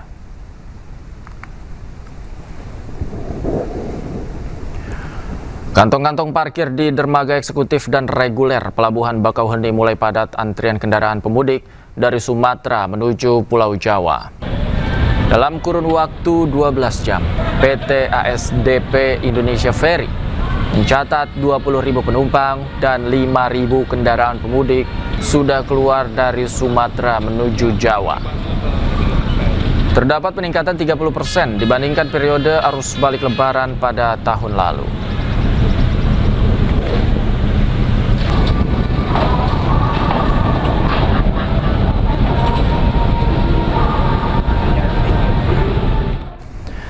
Dan selanjutnya pemirsa, kita akan memantau situasi arus balik Lebaran di sejumlah titik. Sudah ada rekan kami Bagus Prestia Adi di Pelabuhan Bakauheni, Lampung, Ahmad Muharlin di Tasikmalaya, Jawa Barat, dan Amri Narida di Kalikangkung, Jawa Tengah. Selamat sore rekan-rekan. Kita ke Bakauheni terlebih dahulu. Bagus, seperti apa kepadatan di Pelabuhan Bakauheni sore ini? Baik Davi dan juga pemirsa, dapat kami informasikan memang di H+2 Lebaran ini, di mana kami memantau situasi terkini di Pelabuhan Bakauheni, Lampung. Kami melihat sudah ada mulai peningkatan volume penumpang dan juga volume kendaraan yang mengantri di Pelabuhan Bakauheni menuju Pelabuhan Merak, Banten. Dan kami juga melihat tadi dermaga-dermaga eksekutif maupun reguler sudah dipadati oleh kendaraan yang akan mau masuk ke kapal untuk menuju Pelabuhan Merak, di mana PT ASDP Indonesia Ferry menyebut ada kenaikan sebesar 30%, di mana ada 40.000 penumpang dan juga 5.000 kendaraan yang sudah terangkut dari Pelabuhan Bakauheni untuk keluar ke Pelabuhan Merak, Banten, di mana ASDP juga mengantisipasi ketika nanti ada lonjakan di puncak arus balik 2026 ini, seperti mengadakan skema atau dia itu adalah buffer zone, di mana nanti ASDP akan menyediakan kantong-kantong parkir tambahan di luar pelabuhan maupun di rest area terdekat. Dan juga ASDP memberlakukan skema single ticket, yaitu adalah penyamaan tarif tiket kapal reguler yang ditiadakan ada tarif eksekutif selama periode arus balik 2026. Dan juga ASDP dan pihak kepolisian Polres Lampung Selatan mengadakan atau memberlakukan skema screening tiket. Apa itu screening tiket? Yaitu adalah penanda tiket atau penanda stiker mobil kepada kendaraan-kendaraan yang akan masuk ke Pelabuhan Bakauheni. Nantinya ketika ada kepadatan, nanti para pengendara akan ditempel stiker dengan 3 warna, yaitu adalah warna hijau, yaitu adalah warna kendaraan yang ingin masuk ke pelabuhan, dan warna merah adalah tanda untuk penjemputan para pemudik yang di terminal Pelabuhan Bakauheni, dan juga kuning untuk kendaraan truk besar. Begitu. Nah, nantinya SDP juga akan mengantisipasi terus, dan kami akan memantau sampai arus balik di tanggal 26 hingga 29 Maret. Kembali ke Anda, Davi. Baik, dari Pelabuhan Bakauheni, pemirsa, kita beralih ke Lingkar Gentong Tasikmalaya. Muharlin, seperti apa kepadatan di Lingkar Gentong? Selamat sore Davi dan juga pemirsa. Untuk situasi sore ini di jalur selatan Lingkar Gentong Tasikmalaya, Jawa Barat, kondisinya sudah mulai ramai dipadati oleh kendaraan dari kedua jalur, baik itu jalur Jawa Barat menuju Jawa Tengah, kemudian jalur Jawa Tengah menuju ke Jawa Tengah. Dan memang diprediksi untuk lonjakan serta peningkatan mobilitas kendaraan pemudik ini akan terjadi pada puncak arus balik pada 3 hari setelah Hari Raya Lebaran. Namun sore ini diprediksi juga kepadatan akan terjadi hingga dengan malam hari nanti. Dan untuk mengantisipasi jika terjadinya kemacetan nanti di jalur selatan Lingkar Gentong Tasikmalaya ini, pihak kepolisian dari Polres Tasikmalaya Kota dan juga Polres Garut sudah melakukan sejumlah koordinasi, diantaranya akan melakukan sejumlah rekayasa lalu lintas yang mana yaitu salah satunya diantaranya memberlakukan sistem buka tutup jalur dari arah Tasikmalaya menuju arah Garut dan juga memberlakukan sistem satu arah dari arah Jawa Tengah menuju Jawa Barat jika kemacetan terjadi melebihi 2 hingga 5 km. Dan untuk itu kami himbau bagi para pemudik yang akan melakukan perjalanan arus balik agar menghindari jam-jam terjadinya kemacetan seperti sore sampai dengan malam hari. Dan kemudian kami himbau bagi para pemudik ini juga untuk memperhatikan kondisi kendaraan Anda, mulai dari pengecekan roda kendaraan, kemudian pengecekan lampu dan juga pengecekan sistem pengereman, di mana melihat medan di jalur Lingkar Gentong ini memang cukup curam dengan banyaknya tanjakan dan turunan yang curam, kemudian tikungan tajam, dan juga harus diperhatikan juga kondisi cuaca yang setiap kali berubah-ubah begitu, seperti saat ini kondisinya sedang hujan. Nah, hal tersebut yang perlu diperhatikan oleh para pemudik sehingga Anda bisa aman dan juga selamat sampai dengan tujuan Anda masing-masing. Davi. Baik, dari Lingkar Gentong kita beralih ke gerbang tol Kalikangkung. Amrina, sudah ada berapa kendaraan yang melintasi di gerbang tol Kalikangkung? Iya, Davi dan juga pemirsa, kalau jumlah kendaraan yang melintas berdasarkan data yang kami dapatkan dari pihak Jasa Marga Semarang Batang sebagai pengelola dari gerbang tol Kalikangkung, ini ada 26.000 kendaraan yang melintas masuk dari arah Semarang Solo menuju ke arah Jakarta. Jadi nampaknya pada hari ini sudah mulai terlihat adanya arus balik kendaraan ataupun juga arus balik dari pemudik yang sebelumnya mudik ke arah Jawa Tengah begitu untuk kembali ke Jakarta. Dan angka kendaraan yang masuk dari arah Semarang Solo menuju ke arah Jakarta ini lebih tinggi dibandingkan dengan angka kendaraan yang keluar dari arah Jakarta ke Semarang Solo yang berada di angka pada 16.000 kendaraan terhitung sejak pada pukul 6 pagi hingga pada pukul 4 sore ini. Jadi kita bisa menyimpulkan nampaknya pada hari ini sudah mulai terlihat adanya pergerakan arus balik pemudik dari Jawa Tengah menuju ke arah Kendal ataupun juga ke arah Jakarta, dan diperkirakan bahwa untuk beberapa hari ke depan begitu ya, untuk arus balik ini pun jumlah kendaraannya akan mulai meningkat. Meskipun demikian, kalau kami pantau meskipun sudah mulai terlihat adanya peningkatan dari kendaraan yang akan kembali ke Jakarta, dari siang tadi hingga sore ini kami masih melihat bahwa untuk arus lalu lintas di sekitar gardu tol gerbang tol Kalikangkung ini masih ramai lancar dan juga cukup kondusif, belum terlihat adanya kepadatan ataupun juga kemacetan yang begitu signifikan yang menyebabkan adanya hambatan bagi kendaraan. Memang tadi di antrian kendaraan yang akan masuk menuju ke arah Jakarta sempat terjadi adanya penumpukan sekitar kurang lebih 100 meter hingga 200 meter, namun tidak berlangsung lama, hanya sekira 15 menit hingga 20 menit saja, dikarenakan dari pihak Jasa Marga Semarang Batang sudah mengerahkan puluhan petugas untuk menyiagakan ataupun juga untuk membantu para pemudik melakukan tap-in. Tentunya bagi pengendara ini dihimbau untuk menjaga kesehatan dan mengecek kendaraan agar dalam keadaan prima. Kembali ke Anda, Davi. Baik, terima kasih Amrina Rida melaporkan langsung dari gerbang tol Kalikangkung, Semarang, Jawa Tengah. Sebelumnya ada Muharlin dari Lingkar Gentong, Tasikmalaya, dan Bagus Prasetya dari Pelabuhan Bakauheni, Lampung. Terima kasih rekan-rekan, selamat sore, selamat bertugas kembali. 5 pemudik yang akan pulang kampung menjadi korban penipuan. Mereka diturunkan di SPBU di kawasan Pondokopi, Duren Sawit, Jakarta Timur dan ditelantarkan begitu saja tanpa kejelasan.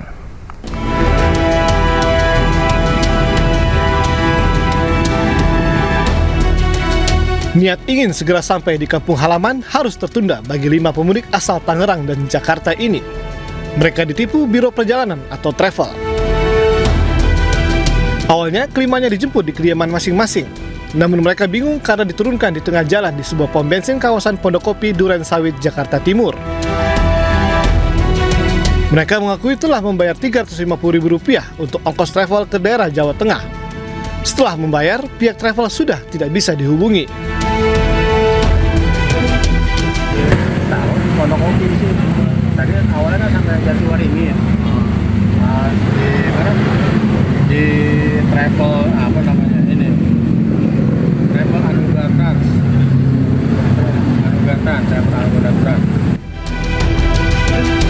Sementara itu, pengemudi mobil yang menjemput korban juga mengaku ditipu. Pengemudi taksi online ini mengaku hanya diminta menjemput korban dan diantar ke Pondok Kopi. Setelah itu, nomor telepon pemesan tidak bisa dihubungi. Dari Tangerang ke Menteng ke Karet. Terus Saya jemput, cuman sebelum saya jemput dia setting ke saya, minta nomor HP saya. Katanya bang, settingannya lewat nomor aja, nanti biar serlognya tepat katanya gitu. Itu di aplikasinya akurat soalnya. Oh ya udah positif thinking aja. Kasus penipuan ini masih ditangani Polsek Duren Sawit, Jakarta Timur, yang mendatangi lokasi kejadian usai mendapatkan laporan. Dari Jakarta, Rio Manik, iNews melaporkan. Pemirsa, banjir setinggi 30 hingga 50 cm merendam Desa Jotangan, Mojokerto saat momen Lebaran. Meski desa terendam banjir, semangat warga untuk menjaga tradisi silaturahmi tidak surut.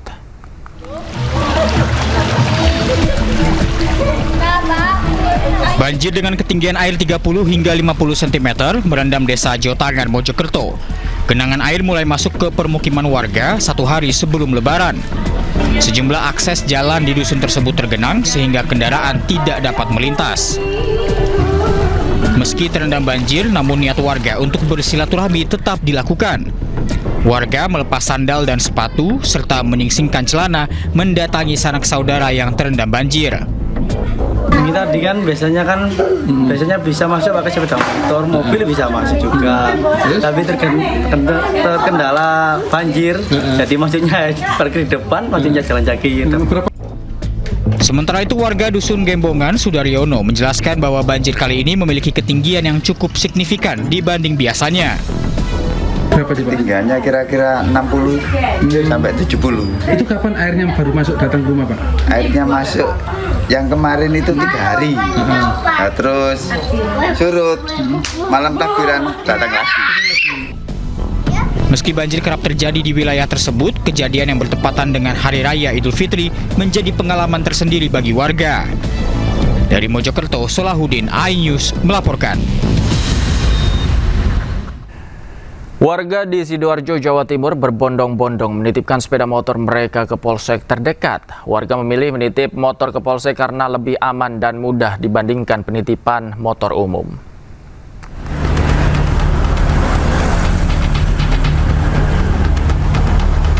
Polsek Balongbendo, Sidoarjo ramai dikunjungi warga yang akan menitipkan sepeda motor. Mereka rata-rata warga di sekitar polsek yang baru mudik pada Lebaran hari kedua. Selain karena gratis, warga sengaja menitipkan sepeda motor di polsek karena dinilai lebih aman dibanding dengan penitipan motor umum yang ada di titik keramaian. Dengan menunjukkan kartu identitas penduduk, STNK, dan nomor telepon ke petugas, warga bisa menitipkan motor secara gratis tanpa ada batas waktu penitipan. Seluruh motor yang dititipkan ini diparkir di parkiran yang ada di dalam area polsek. Titipkan sepeda motor mau ke Ngawi, Jawa Tengah. Mudik ya, sama keluarga. Aku yakin di sini di polsek lebih aman daripada gitu ya. Untuk memberi rasa aman dan tidak menimbulkan kecemasan. Ini rata-rata kan pendatang di sini, ada yang ke Ponorogo, ada yang ke Madiun. Jadi kami menghimbau untuk yang mau menitipkan meninggalkan identitas dan nomor telepon. Jadi suatu saat kembalinya tanggal berapa, nanti biar komunikasi dengan petugas jaga sehingga nanti tidak keliru mengambil maupun menyerahkan petugas, jadi untuk memudahkan administrasi. Penitipan sepeda motor gratis bagi warga digelar di seluruh polsek di Sidoarjo sebagai upaya untuk memberikan rasa aman dan nyaman bagi warga yang mudik keluar kota Sidoarjo. Dari Sidoarjo, Jawa Timur, Pramono Putra, iNews melaporkan.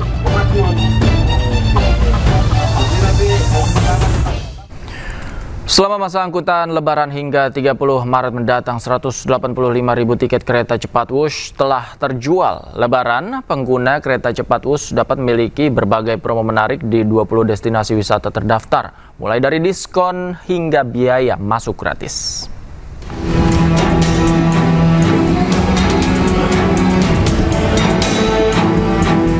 PT Kereta Cepat Indonesia Cina atau KCIC menghadirkan program Wush Value Plus yang memungkinkan penumpang memanfaatkan tiket kereta cepat Wush untuk mendapatkan berbagai promo menarik di 20 destinasi jalur Jakarta-Bandung saat Lebaran 2026.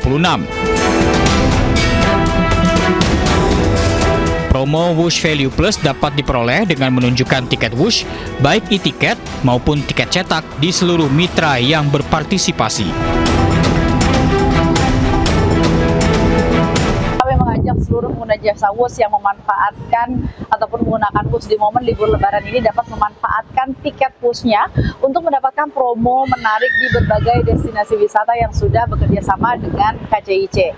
Karena ada 20 destinasi wisata ataupun penginapan dan juga kuliner, di mana ketika penumpang menggunakan tiket Wush itu bisa mendapatkan free entry, diskon ataupun juga promo menarik lainnya. Promo Wush Value Plus dapat diperoleh dengan menunjukkan tiket Wush, baik e-tiket maupun tiket cetak di seluruh mitra yang berpartisipasi.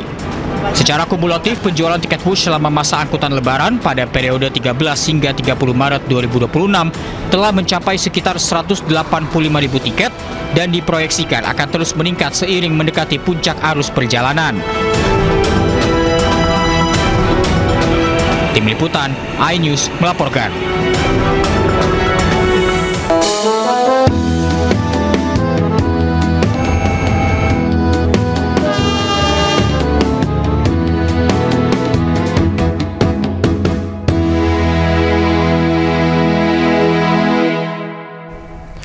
Pemirsa, Anyus Sore selanjutnya akan ditemani rekan saya Reni Arumsari. Selamat sore Reni. Ada informasi apa di Anyus Sore selanjutnya? Ya, selamat sore Davi dan juga pemirsa. Selanjutnya Anyus Sore masih akan menghadirkan sejumlah informasi menarik, di antaranya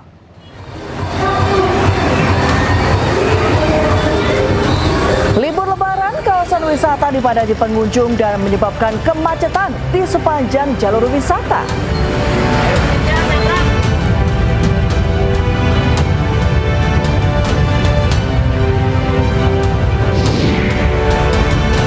Pemerintah akan memberlakukan WFH bagi ASN dan karyawan swasta usai libur Lebaran untuk tekan konsumsi BBM dampak perang Iran. Pemirsa, akibat pengemudi mengantuk, mobil pemudik terjun ke jurang di kawasan jalur Gunung Gumitri, Jember, Jawa Timur. Akibatnya sempat terjadi kemacetan di lokasi kecelakaan. Mobil minibus yang ditumpangi pemudik ini terjun ke jurang sedalam 12 meter di kawasan Gunung Gumitri, Jember. Suami istri dan 3 anaknya penumpang mobil tersebut selamat. Kecelakaan terjadi saat mobil yang melaju dari arah Lumajang ke Banyuwangi melewati tikungan tajam. Pengemudi mobil diduga mengantuk. Sementara evakuasi mobil dramatis dibantu warga lantaran kondisi lokasi yang terjal.